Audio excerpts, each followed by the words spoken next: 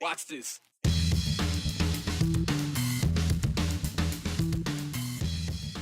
Idaho has 32 delegates at the Republican National Convention this week. We hear from one of them about what it's been like to be part of the historic event in Milwaukee. Two pieces of Boise history will not become just memories after all. Several options were offered for what to do with Lowell and South Pools. The city chose the one that could be the more costly alternative. You know, there's one way to celebrate National Hot Dog Day in Boise. Hit up one of those hot dog carts that collect in the downtown corridor. We did that a while ago, but frankly, it was for a much different reason.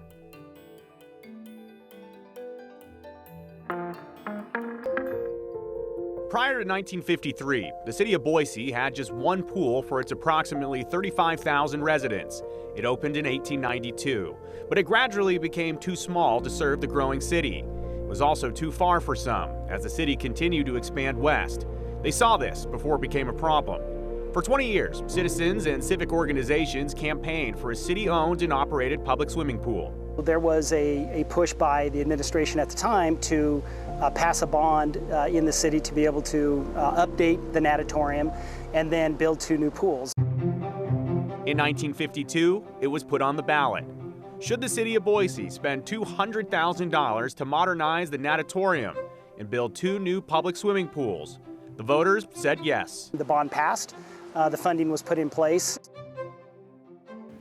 And that is how the South and Lowell pools were born in 1953. The pools made a splash in the 50s and are still making kind of a big splash today.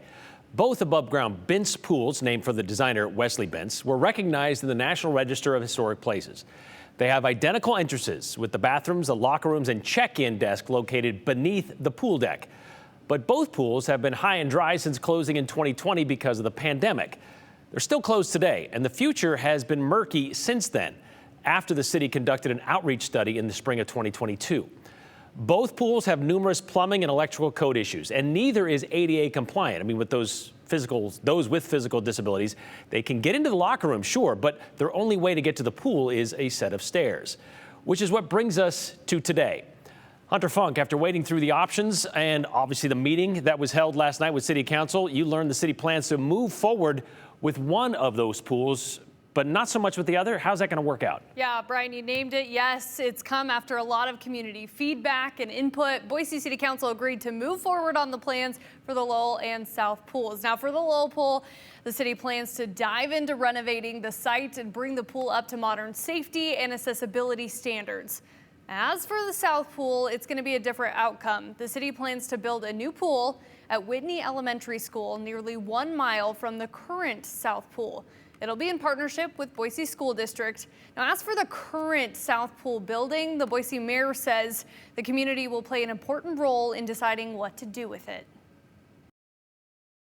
This is an investment in the bench that we haven't made in far too long, frankly. And I'm really excited about it, that we're looking at this while also being able to preserve what's so special about that design of South Pool and look creatively at what that becomes in the future, that second use of a really interesting, unique, special thing that we have here right here in Boise, where we have so few, and look forward to that discussion about how we honor that history and provide so much more for our kids up on the bench while saving money for taxpayers and getting it done on the schedule that we committed to a couple years ago.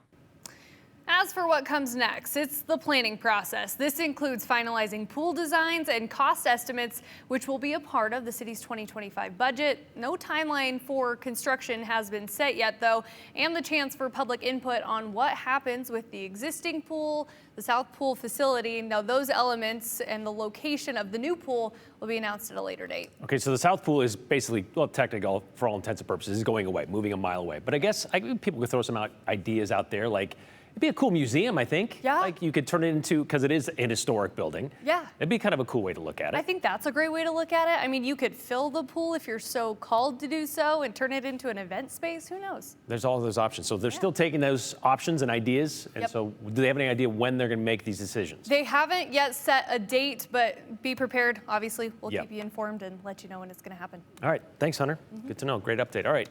Well, the Bench Lake fire continues to grow near Stanley by Redfish Lake, and it's getting dangerously close to the lodge there, which has been evacuated since Friday. Abby Wilt tells us how you can help in today's 411. Starting with the Bench Lake fire near Stanley. The U.S. Forest Service reports the fire has burned around 1,850 acres, which is up from 1,300 yesterday. The fire is 3% contained while investigators try to figure out how it started. An informational meeting is scheduled today at 7 o'clock at the community building in Stanley. The Redfish Lake complex remains closed to visitors. A group of Redfish Lake Lodge supporters started a GoFundMe for the family who runs the lodge and complex. You can find that GoFundMe right now on our website, ktvb.com. The Salmon Chalice National Forest is proposing a reduction in the salmon and Middle Fork Salmon River daily use fees from $4 to $3 per person per day for float boaters. With that fee reduction, the Salmon Chalice National Forest will reduce services by closing the Newland Ranch human waste disposal site. The site hasn't operated properly for years and costs a significant amount of money to maintain. Ready to kick up some dirt all for a good cause? It's day 2 of the Snake River Stampede. Tonight benefits Stampede for a Cure, which is a nonprofit organization that fights breast cancer by getting more women mammograms. There will be a benefit concert right after the rodeo tonight. The Snake River Stampede runs through this Saturday at the Ford Idaho Center in Nampa. Spotter 1, course clear. From the start line, the course is hot. A popular car show is back in the Gem State this weekend. The Sun Valley Tour de Force runs Thursday through Saturday. During the no speed limit high-speed run on Saturday, drivers of high-end cars are able to put their machines to the test. A 4-mile stretch of Highway 75, about 15 miles north of Ketchum, will be intermittently closed between 7 a.m. and 3 p.m. on Saturday. People can watch the event from Phantom Hill. Opening ceremonies for the Paris Olympics are just over a week away. We know not everyone can go to Paris for the Olympics, so we're bringing Paris to you. You can watch the opening ceremony live on a big screen for free. We are airing it next week on July 26th at the Jump Building in downtown Boise. The event begins at 5 in the afternoon, followed by the opening ceremony at 6:30. We'll see you there. And that's the 411 on the 208. I'm Abby Wilt.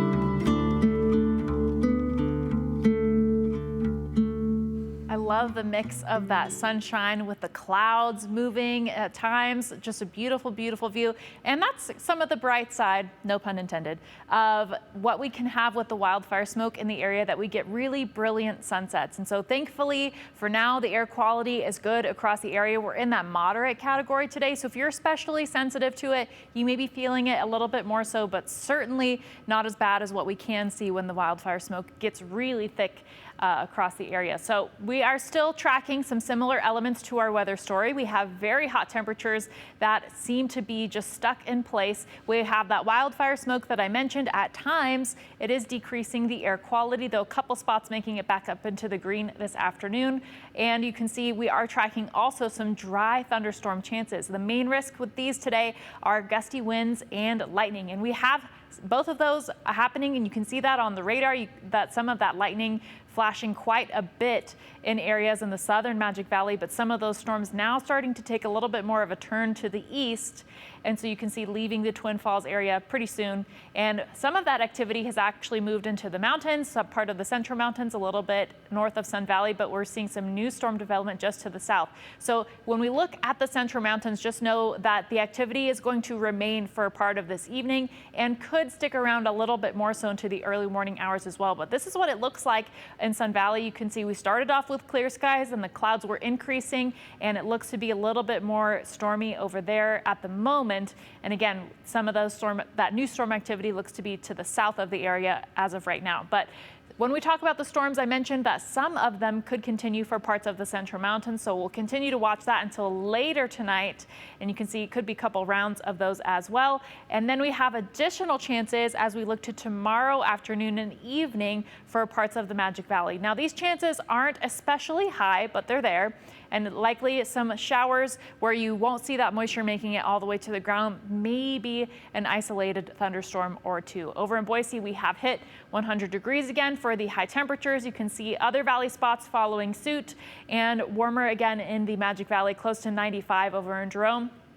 Mountains are in the 80s again. McCall, lowest temperature on the map today, 81 degrees. And so the alerts that we have in place right now all relate to the heat and the fire danger. So we have the fire weather warning, which is some of these southern zones, like where we saw the lightning, and the excessive heat warning. It does include the Treasure Valley and also Ontario, which is part of the Treasure Valley. So heat and the fire danger are two things that we will continue to track. Also, I mentioned the wildfire smoke too. Those high temperatures tomorrow, again on the hot side, but in the Magic Valley, we have a chance of some of those isolated showers and possibly a thunderstorm. Looks to be a little bit less of that activity towards the mountains and more of that activity towards eastern Idaho, but we are expecting those highs to increase a little bit more so again tomorrow. McCall expected to make it all the way up to 90 degrees, some of those mountain areas with the lows towards the 50s, and we're expecting lows in valley areas to be close to that 70-degree mark. And so you won't get as much relief in the morning hours. It feels a little bit better for longer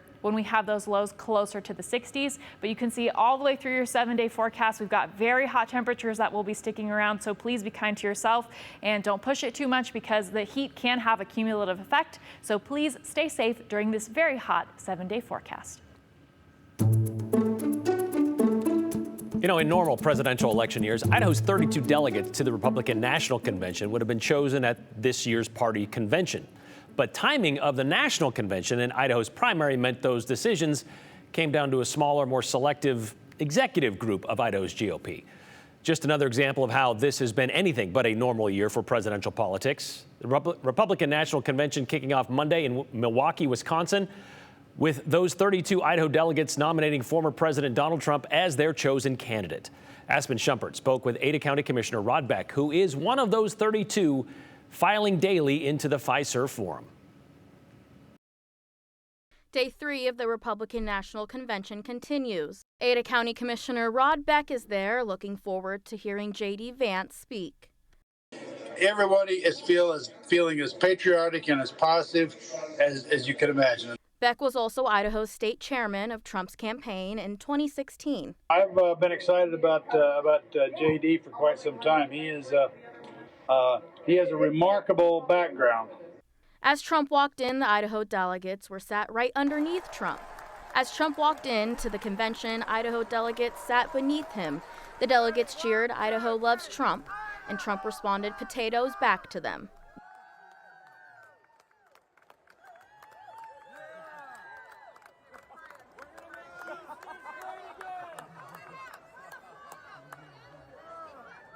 When asked about security presence after the recent assassination attempt in Pennsylvania, I think everybody has concluded that Trump was saved from death on Saturday, and that's a real sobering thought when you think about that. Because that bullet just, if he wouldn't have turned his head just right, he'd been gone. Well, again, I've been to 3 conventions, and this is the most secure. They're all secure. There's a security zone and everything, but there's more security people everywhere than I've ever seen in a convention. I mean, they're all of them. The other 2 that I've gone to has been very secure. One was in Tampa, and one was in Cleveland. And they had the same kind of security, but there's just more of them here. I really think I've just noticed in the Trump campaign, he is really more humble than he's ever been before, and I think part of it was what happened on Saturday. That's a humbling experience. Beck says this is the 3rd convention he's attended and one more unified than ever. Brian. So what do they expect going into tonight's speech from J.D. Vance? He didn't share what they expect, but he is looking forward to hearing that. Okay, so are we. We'll check it out tonight. Thank you very much, Aspen.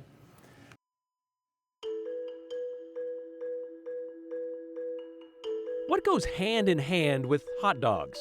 Well, certainly not a PETA protest, that's for sure. But those two did come together 2 decades ago. All right, here's a call out for your hot dog puns for the 208. Send them to us, 208-321-5614. We'll actually take your comments about anything else we've talked about the show as well. In fact, we kind of prefer those. Make sure you include your name and the hashtag the 208. That way we know who we're talking to at the end of the show.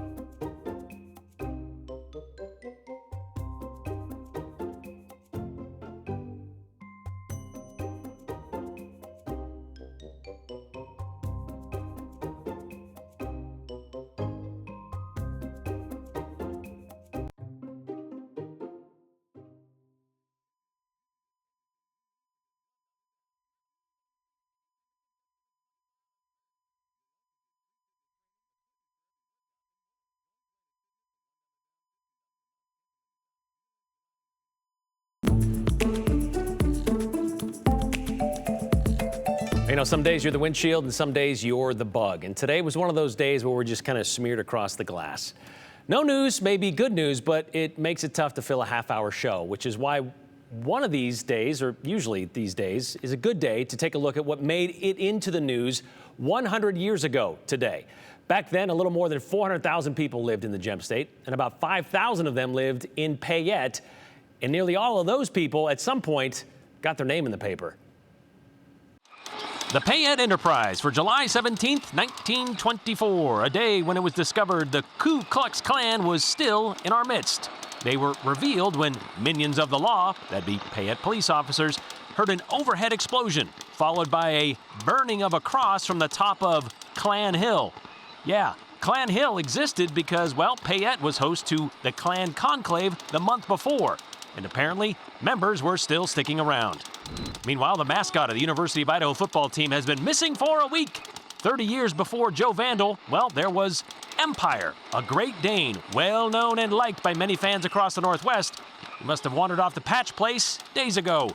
Every effort is being made to find him, even a suitable reward to be paid for his return.